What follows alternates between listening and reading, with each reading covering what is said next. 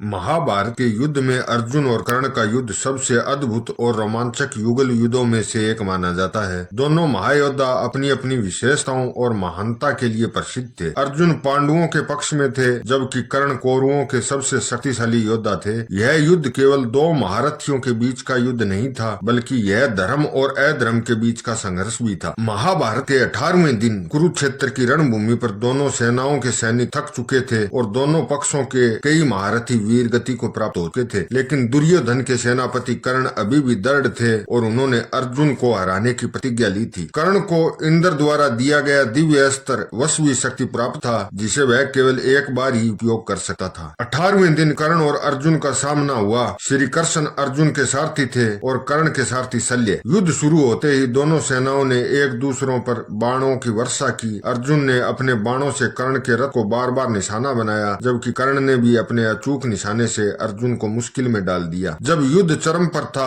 तभी कर्ण का रथ कुरुक्षेत्र की भूमि में धस गया। कर्ण ने अपने रथ का पहिया निकालने की कोशिश की और इस दौरान उसने अर्जुन से कहा कि वह उसे रथ का पहिया निकालने दे, ताकि दोनों फिर से बराबरी से युद्ध कर सके। लेकिन श्री कृष्ण ने अर्जुन को इस अवसर को हाथ से न जाने देने की सलाह दी, क्योंकि कर्ण को पूर्व में माता पृथ्वी का श्राप था कि युद्ध के समय उसकी सहायता नहीं होगी। कर्ण अपने रथ का पहिया निकालने में लगे थे और अर्जुन ने इस अवसर का फायदा उठाते हुए अपने दिव्यास्त्र से कर्ण का वध कर दिया। इस प्रकार अर्जुन ने महाभारत के इस महान युद्ध में कर्ण को परास्त किया। कर्ण और अर्जुन का यह युद्ध धर्म और कर्म के बीच का संग्राम था। अर्जुन ने अपने कर्तव्य का पालन किया और श्री कृष्ण की सहायता से विजय प्राप्त